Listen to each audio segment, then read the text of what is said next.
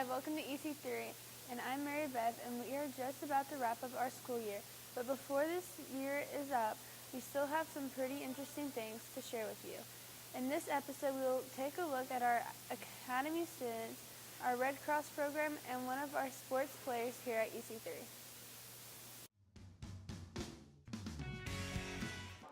So I'm in the culinary arts pathway, and in this pathway we get certified in SurfSafe. We talk about and we learn hands-on how to prepare food and do correct sanitization and keep food safe.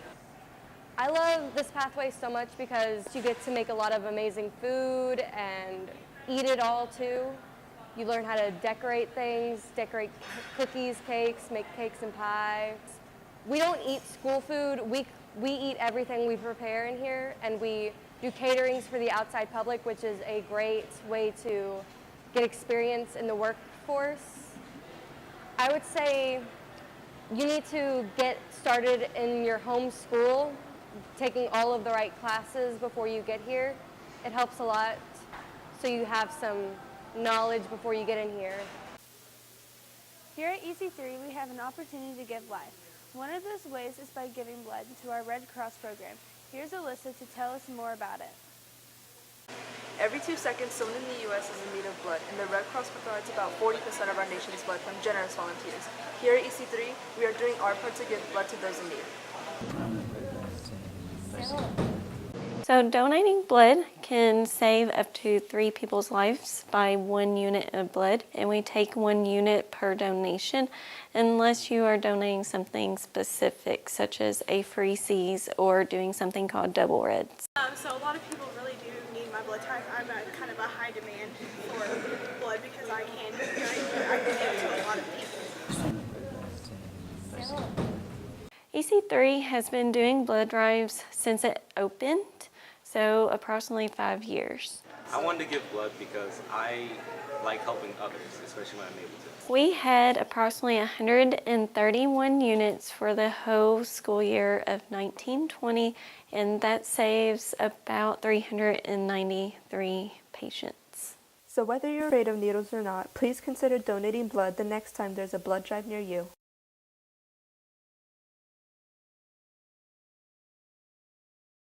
My name is Timothy John Kennedy. I played soccer since I was little. I had a program called Smart Start Soccer, which is like really small toddlers, like 2 or 3 years old, just learning the very basics of soccer. I started playing like in Virginia before I moved here, and then I just had the love for the sport, so I came in here and looking for a soccer team. I first played recreational, where everybody gets to play, and it's not where we're traveling 2 hours for just 1 game.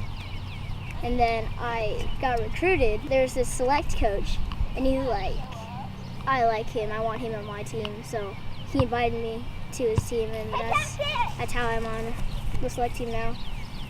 I love the sport because it's a team sport. It's not like skating. It's not like anything else.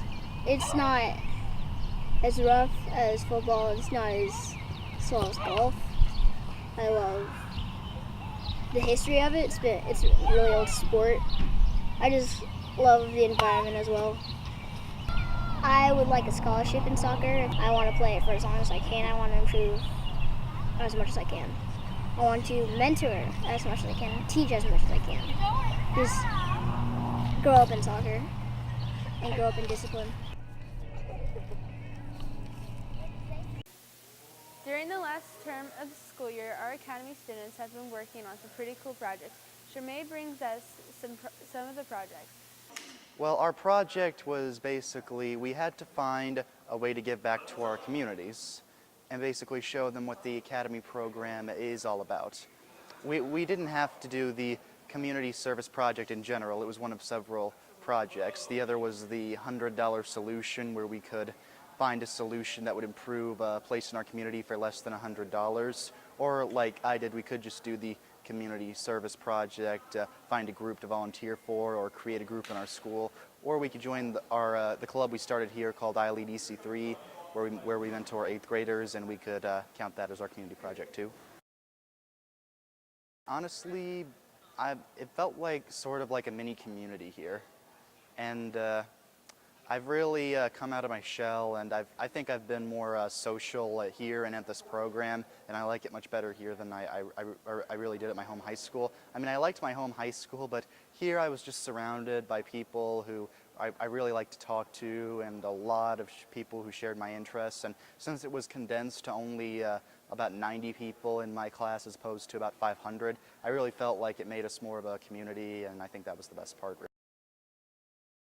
Oh, I think it's beneficial for several reasons. It's a strong work ethic, first of all. This was a great way to promote a work ethic and actually prepare you for real life and how you need to make plans, make adjustments in your schedules, how you need to make time to complete projects and help other people and make time for your work. And I think that was the main thing, that it is very helpful in preparing for the real world because it actually does treat us like adults rather than children. The hardest part? I would say maybe the change from the more independence, really, because people expected a lot more out of us since we were college students, and they did think very highly and expect a lot out of us. But so it was kind of a little pressure at first, and sort of a fear that we wouldn't succeed, some of us. But I really think that the people here have helped us get through that and really helped us thrive, and that's why I think this program is going to be very successful continually. We are going to talk to one of our student athletes named Gavin Gray. Gavin plays lacrosse for Central Hardin and is in the top 5 of his class for the whole state.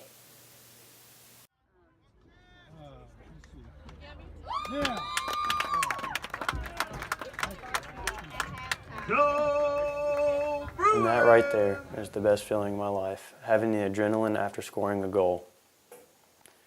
Ever since I started, I was told one day I was going to be something special. I didn't really believe it at first because I thought the coaches and teammates just liked me and wanted me around. However, that doubt turned into a reality.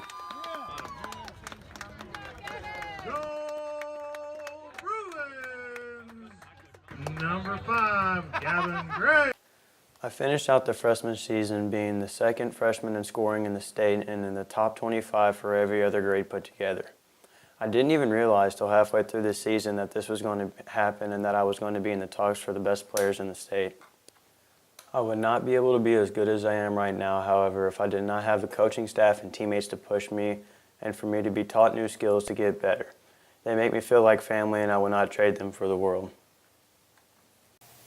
This year has been a great year for EC3. I hope it continues to be for years to come. I wish everyone has an amazing summer and hope to see you again next school year. But don't go away just yet. Stay tuned for the look back at an amazing year.